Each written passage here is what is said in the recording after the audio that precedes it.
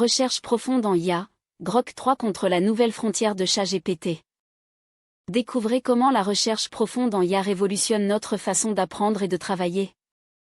All right, so you sent me quite a collection here. Oh, yeah. About deep research. Yeah, AI deep research. And it's really interesting because it seems like every, big name in tech is suddenly releasing their own version of this. Yeah, So, it's really having a moment right now, yeah. yeah, it seems like it.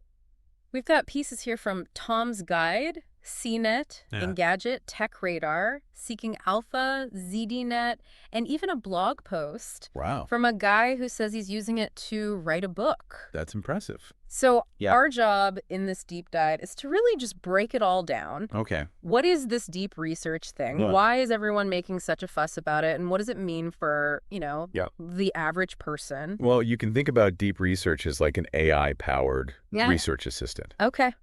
It can go through a ton of information online, Okay. articles, PDFs, all this stuff, Mhm.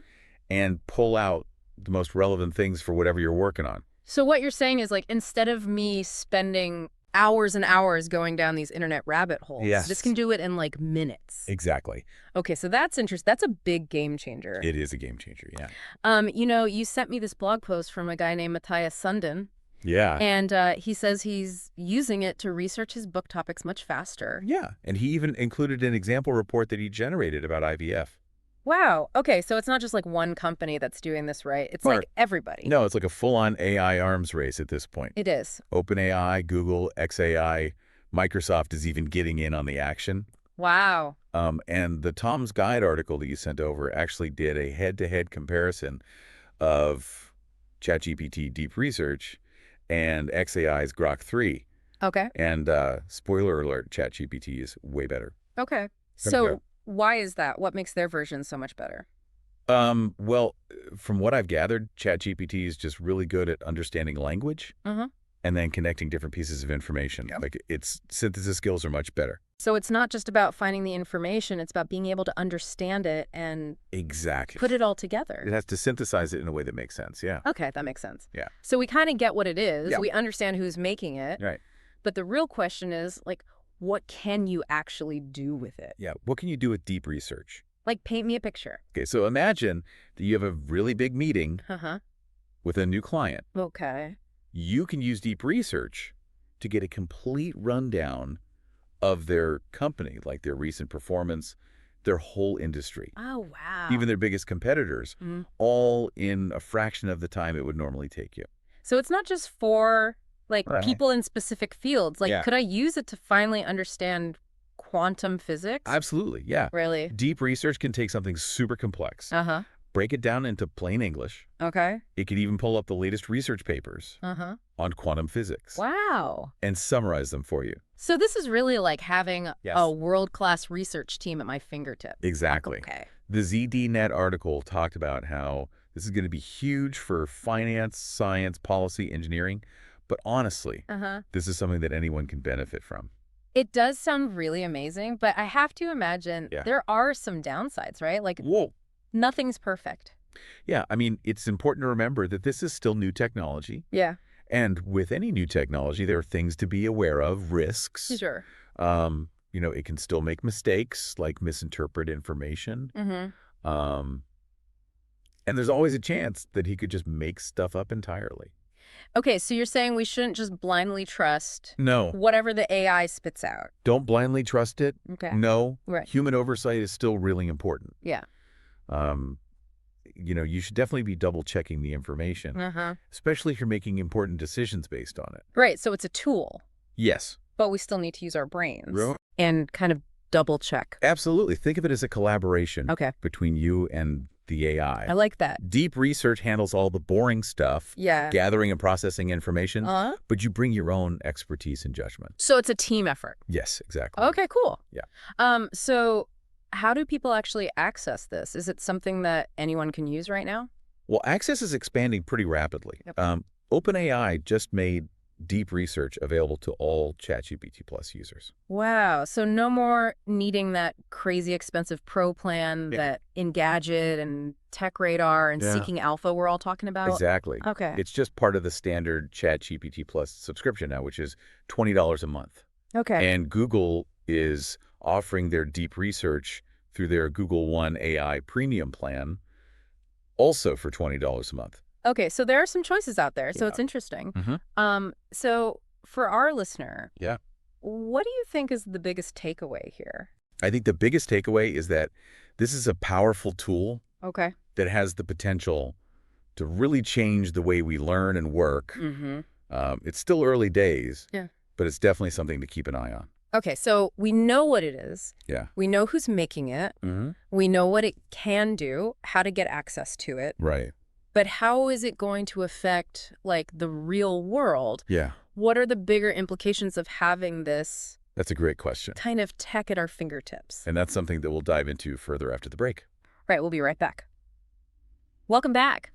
You know, before the break, we were talking about deep research really having the potential to change how we learn and work. Yeah, and it really struck me reading Matthias Sundin's blog post. Mm-hmm. It's not about AI replacing us. It's more like deep research making us better at what we already do. Yeah. You know, it's that human-AI partnership that seems to be key here. He makes a really interesting analogy about a musician learning to play multiple instruments. You know, you don't need to play the trumpet to write a killer guitar riff. Right.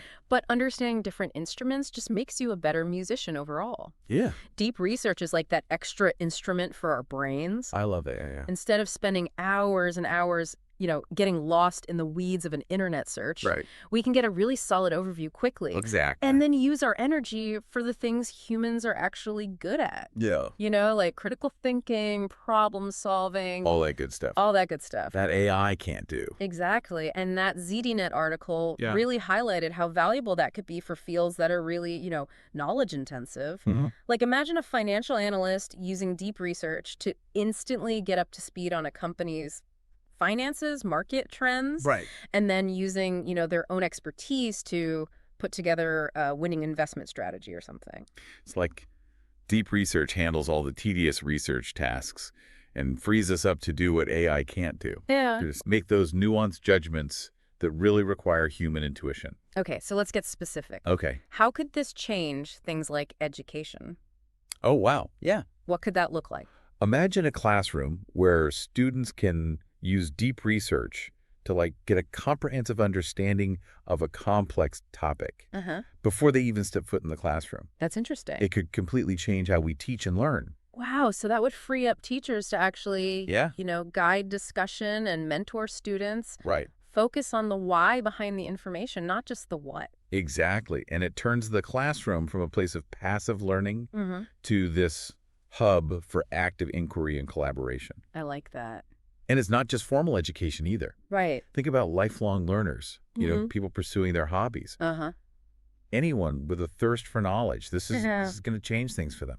I love Sundin's example of, you know, a salesperson using deep research to understand a potential client in minutes. Yep. No more frantically Googling before a big meeting you can walk in. Exactly. Feeling confident and prepared. Yeah.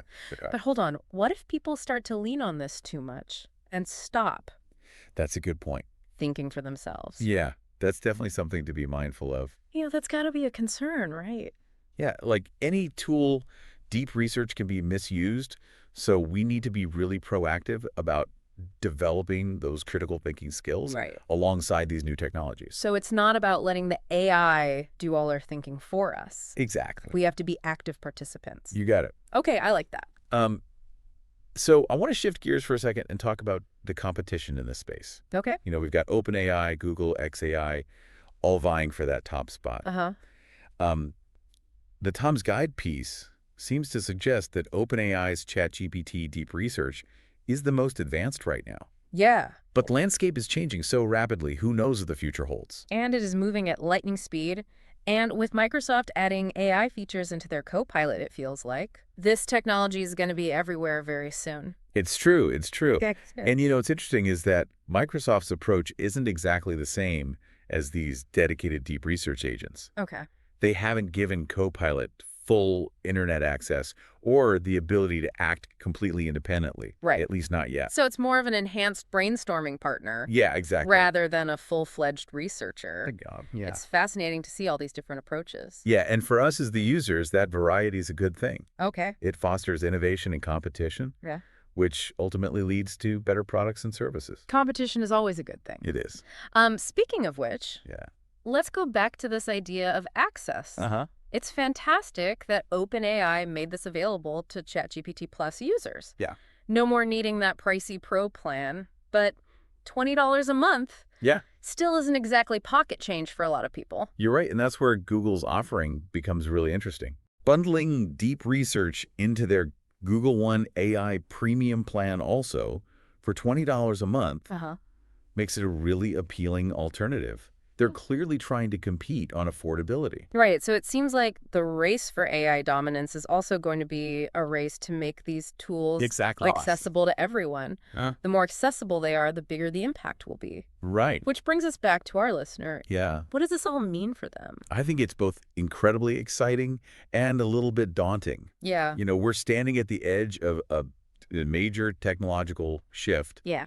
And how we use these tools, how we shape this future. Right. It's really up to us. So it's a future where knowledge is more readily available than ever, but it's also a future where our critical thinking skills and human ingenuity are even more important. Absolutely. We've explored the benefits, the competition, even some of the concerns, but there's one last piece we need to examine, and that's the long-term implications. Right. What will it mean for society when we can delegate these complex research tasks to AI? How will that change how we work, how we learn, how we interact with the world around us? Those are big questions, and those are the questions that we're going to tackle when we come back. So stick with us as we take this deep dive even further. So we've talked about what deep research is, how it works, who's making it, but now we need to look at the bigger picture, like where does this fit into the future? Yeah, and that's what makes it so interesting. It's not just a new gadget or app or something. This has the potential to really change how society thinks about knowledge and information. Yeah, so where do we even start? It's like almost too big to think about. Well, I think a good place to start is how it could affect different fields. Okay. Like healthcare. Yeah. Imagine doctors using this to quickly get up to speed on a rare disease or to figure out the best treatment based on someone's genes. That sounds like something from the future. It does, and it's pretty amazing to think that could be possible. What about other fields? Yeah, what about like law or something, right? Lawyers could use deep research to look through tons of legal cases and find the best arguments. And journalists could use it to check facts or find connections in big stories. There are so many possibilities. It's like it could give everyone the knowledge that only experts had before. Right, it's like democratizing expertise. Exact. And Sundin actually talks about that in his blog post. Yeah. He says, it could help people learn new things, solve problems better, even do things they love in new ways. That is pretty exciting. But are there other challenges we need to be aware of? Yeah, one thing is digital literacy. Like, we need to make sure everyone knows how to use this stuff the right way. So it's not just about having the technology, it's about knowing how to use it well. Right. We have to teach people how to think critically about the information they get. So it sounds like tech companies, educators, even the government need to make sure this technology is used for good. Definitely. It's not enough to just make it and let people figure it out. We have to be smart about how we use it. So this is a conversation that's going to keep going. We need to keep asking questions and working together to make sure AI helps everyone. I agree, and that's what makes me hopeful about this. It's making us think about how we learn, how technology fits into our lives, and what kind of future we want. That's a lot to think about. It is. So for everyone listening, I think the most important thing is to stay curious, keep learning, and keep asking questions. This is all changing so fast. And the more we understand it, the better we'll be able to deal with whatever comes next. It's exciting, it's a little scary, but it shows that we're living in a time of amazing change. And it's up to all of us to make sure that change is for the better. Thanks for joining us for this deep dive into deep research.